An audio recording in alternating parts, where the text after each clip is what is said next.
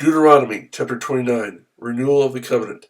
These are the terms of the covenant the Lord commanded Moses to make with the Israelites in Moab, in addition to the covenant he had made with them at Horeb. Moses summoned all the Israelites and said to them, "Your eyes have seen all that the Lord did in Egypt to Pharaoh, to all his officials, and to all his land. With your own eyes you saw those great trials, those miraculous signs and great wonders.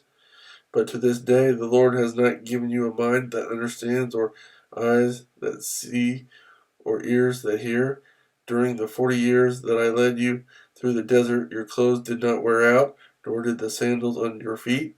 You ate no bread and drank no wine or other fermented drink. I did this so that you might know that I am the Lord your God.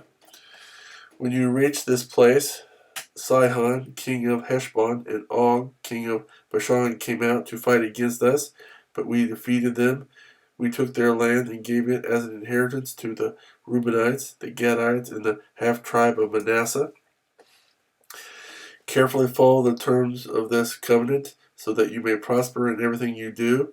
All of you are standing today in the presence of the Lord your God, your leaders and chief men, your elders and officials, and all the other men of Israel, together with your children and your wives, and the aliens living in your camps, who chop your wood and carry your water.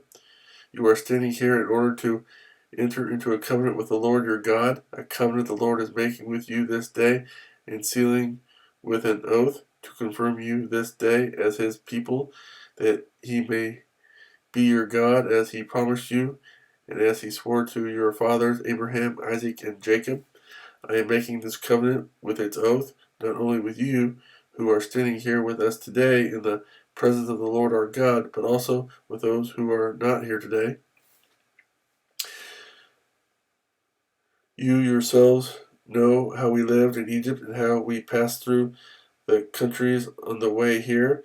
You saw among them their detestable images and idols of wood and stone, of silver and gold. Make sure there is no man or woman, clan or tribe among you today whose heart turns away from the Lord our God to go and worship the gods of those nations. Make sure there is no root among you that produces such bitter poison. When such a person hears the words of this oath, he invokes a blessing on himself, and therefore thinks, I will be safe, even though I persist in going my own way. This will bring disaster on the watered land as well as the dry. The Lord will never be willing to forgive him. His wrath and zeal will burn against that man. All the curses written in this book will fall upon him, and the Lord will blot out his name from under heaven. The Lord will single him out from all the tribes of Israel for disaster, according to all the curses of the covenant written in this book of the law. Your children who follow you in later generations, and foreigners who come from distant lands, will see the calamities that have fallen on the land, and the diseases with which the Lord has afflicted it. The whole land will be a burning waste of salt and sulfur, nothing planted, nothing sprouting, no vegetation growing on it.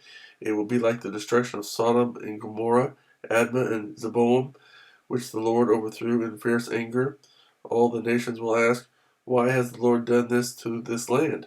Why this fierce burning anger?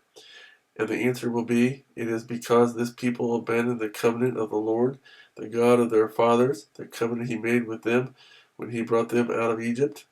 They went off and worshipped other gods and bowed down to them, gods they did not know, gods he had not given them. Therefore the Lord's anger burned against this land, so that he brought on it all the curses written in this book.